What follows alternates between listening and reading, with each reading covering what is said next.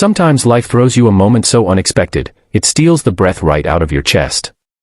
For single dad Ethan Walker, that moment happened on a rainy Friday night, when he walked into a restaurant for a blind date he never wanted, and froze. Because the woman waiting at the table looked almost exactly like his late wife, Mia. It felt like the world tilted. His hands shook. His heart pounded so hard he swore the whole room could hear it. She looked up with nervous eyes, the same soft brown eyes he used to wake up to. And in that single instant, Ethan wondered if he had made the biggest mistake of his life showing up tonight, or if fate was trying to give him something he didn't know he still needed. Before we dive in, friends, make sure you subscribe, like, and comment to support the channel, Kin Choice Corner, where we share heart-touching stories that remind us that kindness still wins in this world. Now, let's begin. Ethan Walker wasn't the type of man who went on blind dates. Not anymore. Not since losing Mia 3 years ago. They had been high school sweethearts, partners in everything, and the backbone of a small but happy life. When she passed from a sudden aneurysm, the world collapsed around him. He became both mother and father to their 3-year-old daughter, Ella. Every bedtime story, every scraped knee, every lunchbox with uneven peanut butter spread reminded him of the love he lost. So when his sister, Amber, kept pushing him to put himself out there, Ethan resisted. But Amber was relentless. "You deserve joy again," she told him. Mia would want that. Still, he refused, until one night Ella asked, "Daddy, why don't you smile at grown-ups like you smile at me?" Those innocent words stayed with him. So finally, he agreed. A blind date. One dinner. No promises. He didn't expect much. Certainly not what he saw when he walked into Truman's Bistro, shaking off the rain from his shoulders, scanning the tables for someone he wouldn't recognize.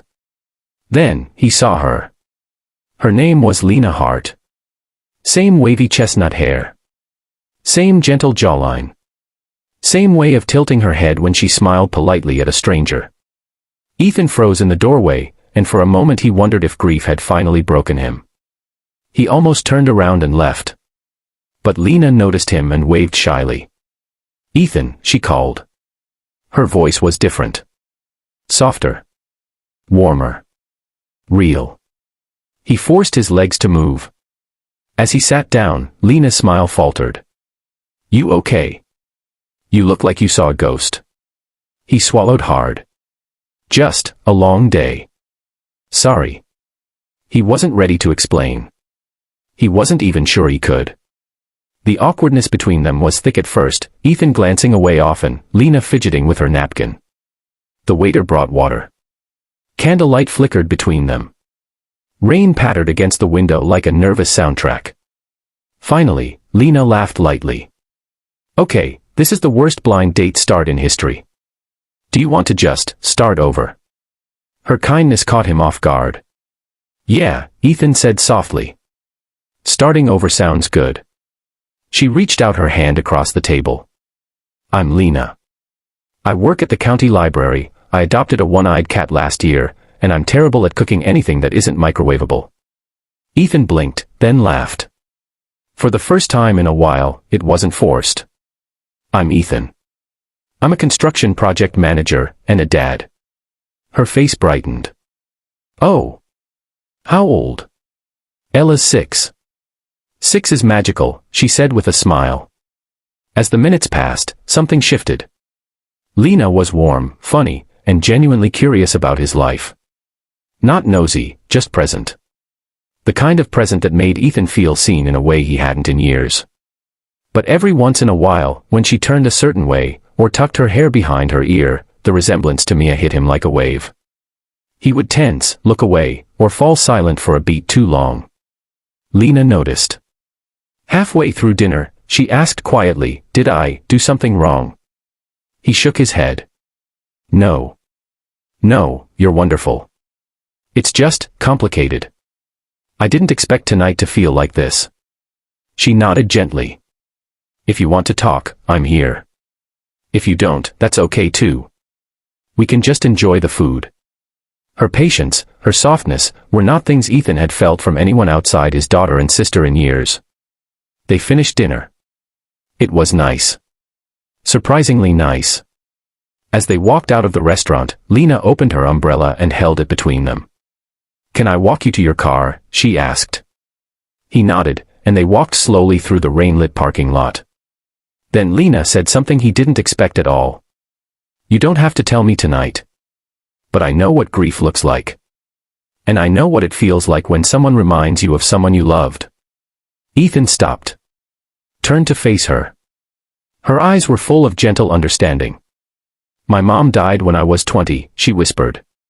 "Sometimes I see women who look like her, and for a split second, my heart jumps." Ethan's chest tightened. "It's my wife. She passed 3 years ago." Lena's hand moved instinctively toward his arm, then paused, making sure he didn't pull away. When he didn't, she rested her hand lightly. "I'm so sorry, Ethan." He nodded. "Tonight was hard. Because you look a lot like her." She let out a small breath. "Thank you for telling me. I understand if tonight stirred up things you weren't ready for." "No," he said softly. "Actually, I'm glad I came." They stood there for a long moment, rain falling gently around them, two souls wrapped in shared understanding. When they reached his truck, she stepped back and smiled. "So, blind date disaster," she teased. He chuckled. "Not even close." They said goodnight. But her kindness stayed with him the whole drive home. The next morning, Ella crawled into his bed holding her stuffed giraffe. "Daddy, who were you talking to last night on the phone? You sounded happy." Ethan blinked.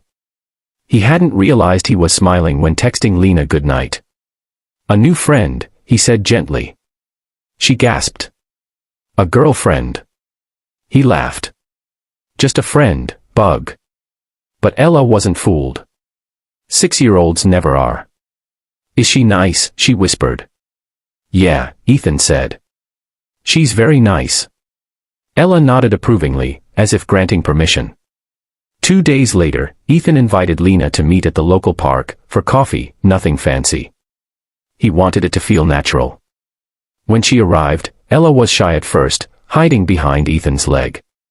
But Lena knelt down, eye-level and patient. "Hi, Ella. I'm Lena. I heard you like drawing unicorns." Ella's eyes widened. "How did you know?"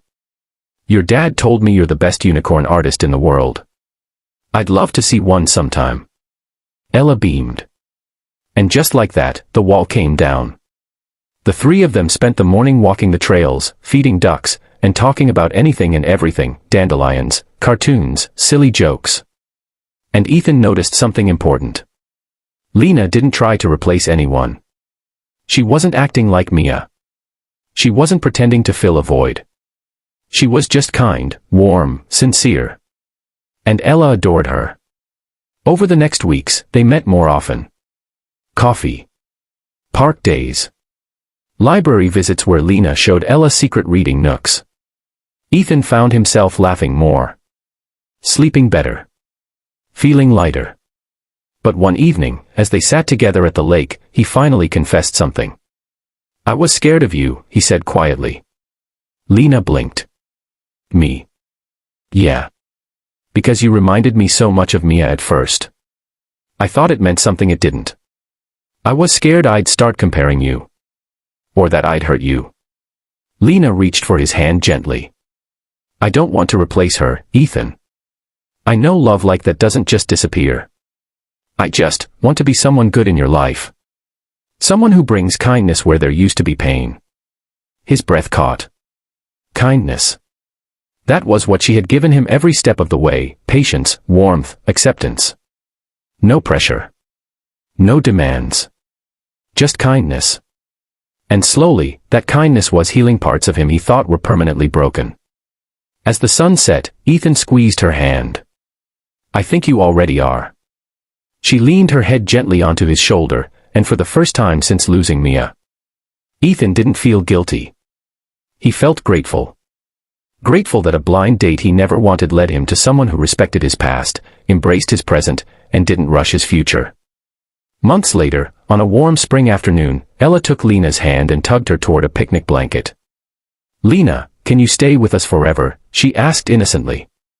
Ethan froze, unsure how Lena would react. But Lena smiled.